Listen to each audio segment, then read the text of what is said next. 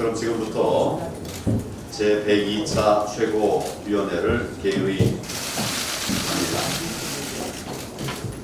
방금 기자회견을 통해서 일본의 경제 보복에 대응하기 위한 대정부 요구 사항과 함께 이를 논의하기 위한 대통령과의 회담을 제안한 바가 있습니다. 그동안 저는 여러 차례 초당적 협력 의지를 밝힌 바가 있습니다. 우리 당은 인내심을 가지고 정부의 대책을 기다려왔습니다. 하지만 일본이 화이트리스트 제외를 공식 통보하는 등 우리 기업들의 피해가 현실로 닥쳐오는 상황에서 더 이상 정부 대책을 기다리고 있을 수만은 없다고 판단을 했습니다. 그래서 대승적 차원에서 어떤 대담이라도 수용하겠다는 뜻을 밝힌 만큼 문재인 대통령께서 조속히 답변을 주시기를 바랍니다. 저는 어떤 정치적 계산이나 목적을 가지고 이번 청와 대통령 회담을 제안하지 않았습니다. 대통령과 여야 정치권이 지혜를 모아서 지금의 난국을 타개하기를 바라는 마음밖에 없습니다. 그런 만큼 대통령께서도 진심으로 국익만을 생각하면서 실질적인 대법을 내놓을 수 있는 회담을 마련해 주시기를 바랍니다. 제가 말씀드린 요구 사항들을 전향적으로 검토해 주시고 회담을 통해서 구체적인 대응 방안에 힘을 모을 수 있도록 정부의 입장과 대책도 세심하게 준비해 주셨으면 좋겠습니다.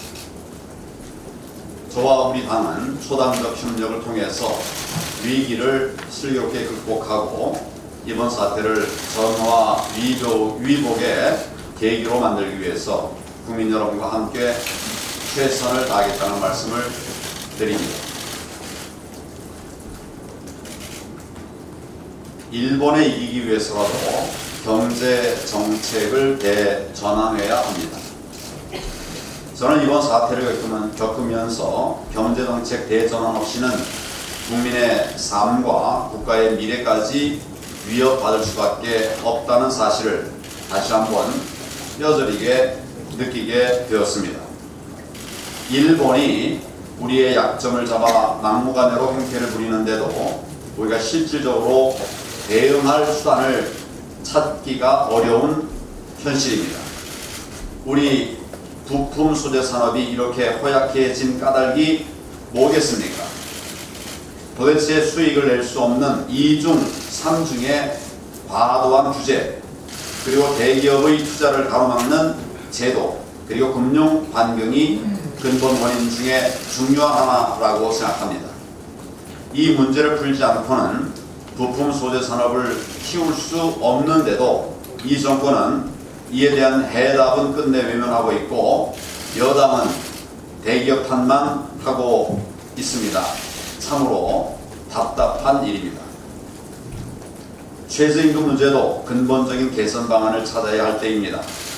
그나마 이번에 인상폭을 최소화하는 결정을 한 것은 다행입니다.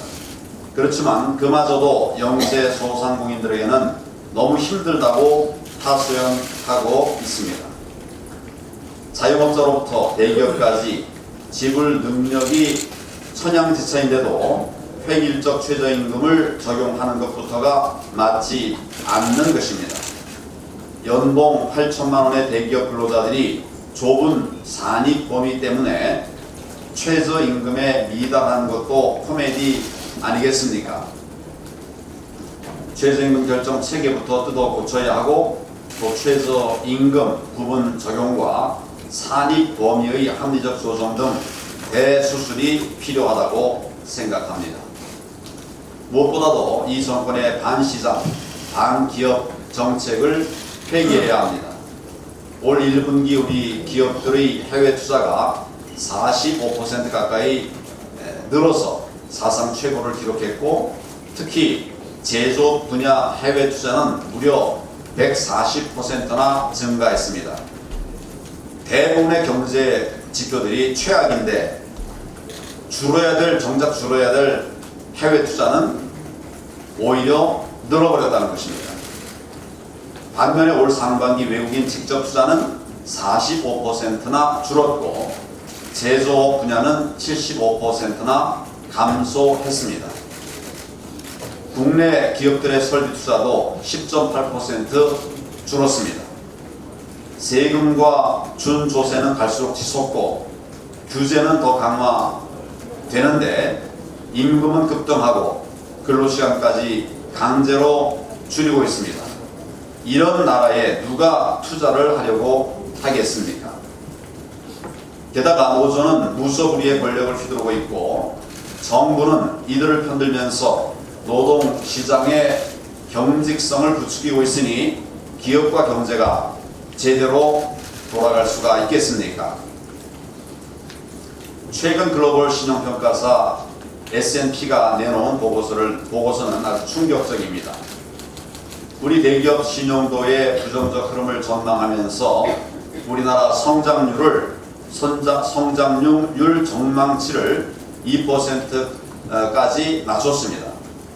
S&P는 글로벌 환경을 주요 원인으로 꼽았지만 동시에 탈원전을 비롯한 규제 리스크와 노동시장의 취약성을 등급 하락 요인으로 적시했습니다. 정부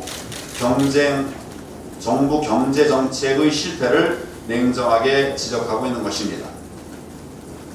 우리가 일본과 당당하게 맞서기 위해서라도 우리 경제를 하루속히 성장 궤도로 다시 돌려놓아야 합니다.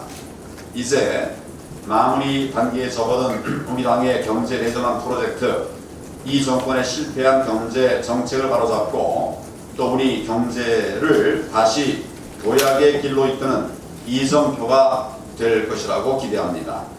저와 우리 당은 확실한 정책 대안을 토대로 해서 이 정권이 경제 정책을 전환할 때까지 국민과 함께 싸울 것입니다. 문재인 대통령의 각성과 경제 정책 대전환을 다시 한번 촉구합니다.